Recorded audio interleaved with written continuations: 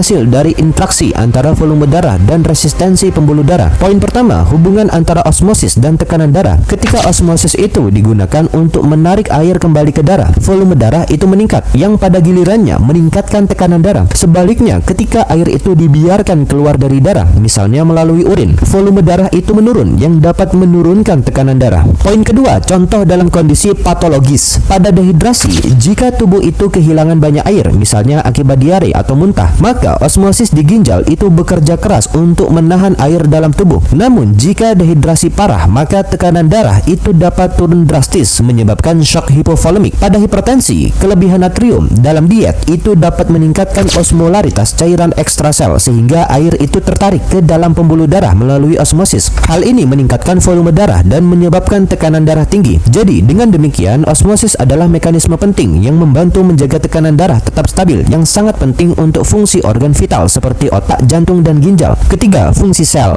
Jadi, bagaimana osmosis itu memastikan lingkungan internal sel tetap stabil? Caranya, osmosis itu mengatur aliran air masuk dan keluar sel sesuai gradien osmotik, sehingga sel itu tetap dalam kondisi isotonik dan dapat menjalankan fungsi metabolisme dan komunikasi antar sel secara efisien. Lalu, apa sih yang terjadi pada sel jika berada dalam larutan hipertonik? Yang terjadi adalah air itu keluar dari sel yang menyebabkan sel menyusut. Hal ini dapat mengganggu fungsi sel seperti sintesis protein atau transportasi ion. Dan apa sih yang terjadi pada sel jika berada dalam larutan hipotonik? Yang terjadi adalah air itu masuk ke dalam sel yang menyebabkan sel membengkak. Pada kasus ekstrim, sel itu dapat pecah atau hemolisis, terutama pada sel darah merah. Terus, bagaimana sih osmosis itu membantu penyerapan air di usus halus? Caranya, osmosis itu membantu menarik air dari makanan yang dicerna ke dalam darah, memastikan tubuh tetap terhidrasi. Dan kenapa sih stabilitas lingkungan internal sel itu penting untuk fungsi saraf? Karena di otak, osmosis itu memastikan bahwa sel-sel saraf itu tetap dalam lingkungan stabil, sehingga mereka itu dapat mengirimkan sinyal listrik dengan cepat dan akurat. Jadi, sel adalah unit dasar kehidupan, dan setiap sel itu membutuhkan lingkungan internal yang stabil untuk menjalankan fungsinya. Osmosis itu memastikan bahwa sel itu tetap dalam kondisi optimal dengan mengatur aliran air masuk dan keluar. Poin pertama, lingkungan internal sel. Jadi, setiap sel itu dikelilingi oleh membran plasma yang semi permeable,